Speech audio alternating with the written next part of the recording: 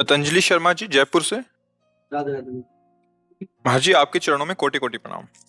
महाराज श्री, हमारी संतान जो हमसे उत्पन्न होगी, क्या वो अपने पूर्व कर्मों के अनुसार शरीर मिलेगा या माता पिता के कर्मों के अनुसार? अगर माता पिता के कर्मों के अनुसार उत्पन्न होगी तो क्या सावधानी रखें? कृपया मार्गदर्शन करें।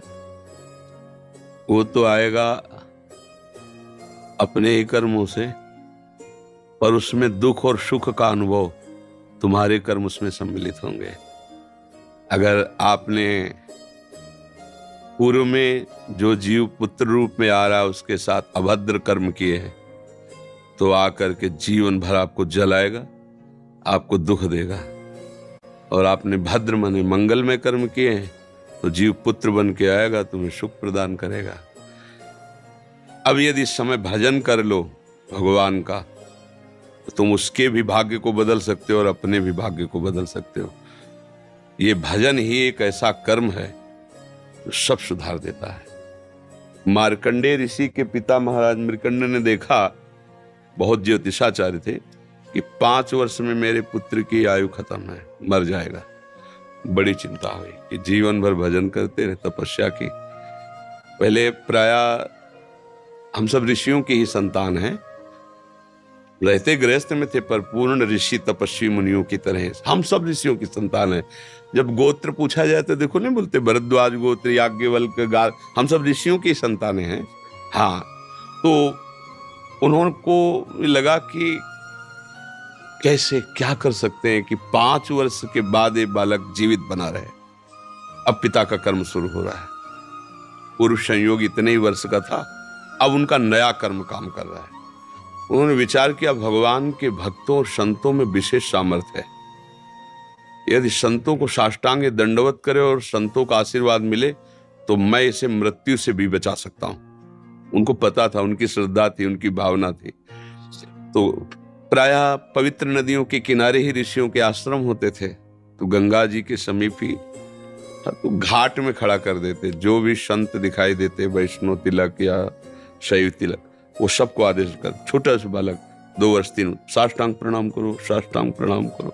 उनकी सेवा यही थी, प्रसाद पाओ और जाके घाट में खड़े हो, जो भी संत दिखाई दे साष्टांग प्रणाम करो। एक दिन प्रच्छन्न वेश से, गुप्त रूप से सनक सनंदन सनातन सनत कुमार भी, अब आपको क्या पता कौन महात्मा किस कोटि का किस वेश में तुम्हारे पास बैठा है, या तुम्हारे संग वार्तालाप कर रहा है, या तुम्हें कभी मिल सकता है, हमारी दृष्टि नहीं है ना। और वो दिव्य महापुरुष थे और वो देखा करते थे। जो साष्टांग प्रणाम किया तो चारों संत वेश में थे, उनका चिरंजीवी भाव, बस वो आ गए। कहा, महाराज मेरी दृष्टि अचूक है, आप सनक सनंदन सनातन सनत कुमार, चारों ब्रह्म कुमार है ना, प्रच्छन्न वेश से आप घूम रहे हैं, ये तो अभागी है, 5 वर्ष में इसकी मृत्यु हो जाएगी। और आप कह रहे चिरंजीवी भव, तो आपके वचन मिथ्या या इसका भाग्य मिथ्या?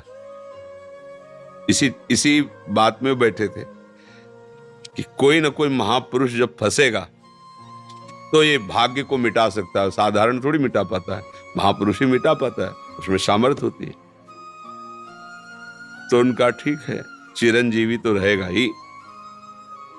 तुम्हारी ज्योतिष से तुमको पता है किस मिनट में किस सेकंड में मृत्यु होगी। उस दिन प्रातः से लेकर के और मृत्यु समय तक भगवान शिव के मंदिर में शिव का आलिंगन करके इसे बैठाल देना, बस फिर और हम देख लेंगे। ऐसा ही किया। चारों ब्रह्म कुमार दरवाजे पे खड़े हो गए। तो ऐसे पुरुषों के पास यमदूत नहीं आते, साक्षात धर्मराज आते हैं। धर्मराज ने देखा सनक सनंदन सनातन सनत कुमार, तो उनका इस जीव का समय हो रहा है, आप आदेश करें तो मैं इसे ले जाऊं। लेकिन मैंने तो चिरंजीवी भव कहा है। बोले ब्रह्मा के आप पुत्र हैं, ब्रह्मा के द्वारा ही विधान किया जाता है। तो इतनी वार्ता हो ही रही थी कि भगवान शंकर प्रकट हो गए। उनका कि कुछ बदलना नहीं है, 5 वर्ष की आयु ना, हाँ 5 वर्ष रहे, मेरी आयु के 5 वर्ष रहे। भगवान ब्रह्मा जी एक सुई लेकर के ऐसे कमल में छेदे थे, आका 1 वर्ष हो जाता है। वो क्रम जब समय का नहीं, जैसे उत्तरायण दक्षिणायन, देवताओं के दिन रात, ब्रह्मा जी का दिव्य 100 वर्ष का जो आयु का विवरण है ना, उसको जब पढ़ो तो होश खराब हो जाएगी। एक दिन में 74 मनु बदल जाते हैं, इंद्र बदल जाते हैं एक दिन में। और भगवान का समय, वो जो ब्रह्मा जी का समय, निमेष, पलक झपकना, इतने ब्रह्मा की पूरी आयु हो गई। 5 वर्ष उनके, आज तक मार्कंडेय जी जीवित है, उनको चिरंजीवी ऋषि कहा गया है मार्कंडेय जी का। अगर पिता भगवान का भजन करे तो अपने भाग्य और पुत्र के भी भाग्य को बदल कर जैसा चाहे वैसा कर सकता है। भावी मेट सके त्रिपुरारी। अगर भजन बल है तो फिर आनंद ही आनंद है, नहीं तो दोनों के कर्म संयोग से ही संयोग बनता है। वो तो मान लो पुत्र रूप में आ रहा है। अभी हमारा आपका पूर्व जन्म का कोई संयोग तो आपको देखते ही चिढ़ पैदा हो जाएगी। आप ऐसे वचन बोलेंगे कि मेरा हृदय जलने लगे, ये आदमी क्यों आया हमारे सामने? वो हमारा कर्म है जो आपको भी जला रहा है, मेरे को भी जला रहा है, दोनों में द्वेष पैदा कर रहा है। और अगर अच्छा देखते ही ऐसा लगा कि मानो हमने बहुत समय से अपने प्रियजन को बाद में देख, ऐसा लगता है ये तो हमारे बहुत प्रिय, और देखकर आनंद है, आप जाओगे खुशी हुई, हमारे खुशी हुई, क्या हुआ? कर्म ही सबको दुख सुख देता है और कुछ नहीं। अगर कर्म को कोई मिटा सकता है तो भगवान का भजन मिटा सकता है, दूसरा नहीं। खूब प्रभु का आश्रय लेकर के उनकी लीला गायन करो, नाम जप करो, सब ठीक हो जाएगा। और गर्भस्थ शिशु को भगवत चर्चा सुनानी चाहिए, उससे प्रभाव पड़ता है। जैसे माँ गर्भवती है तो चाहिए कि स्वयं स्वाध्याय करे, या फिर परिवार के जन कथा कह रहे हो, चुपचाप शांति से बैठ के सुने और नाम जप करे, तो गर्भस्थ शिशु पर उसका प्रभाव पड़ता है। जैसे प्रहलाद जी जब कयाधु जी के गर्भ में थे तो नारद जी अपने आश्रम में लेकर के उनको भगवत चर्चा भक्ति का उपदेश किया, तो ऐसे महान भागवत 5 वर्ष में विश्व विजेता हिरण्यकश्यप को परास्त कर दिया।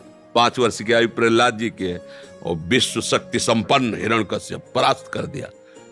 अभिमन्यु जी गर्भ में ही थे, चक्रव्यूह का वेदन की क्रिया बताई तो 6 द्वार वेदने की क्रिया तक वो जगती रही, 7वें विश्व हो गई। तो फिर वो मतलब गर्भस्थ शिशु पर बाहरी चर्चा का प्रभाव पड़ता है, बाहरी आचरण का प्रभाव पड़ता है। यदि हम नाम कीर्तन, भगवत चर्चा, भगवत कथा वार्ता, तो उसमें भक्ति का अंकुरण हो जाएगा, गर्भस्थ शिशु में उसका प्रभाव पड़ जाएगा।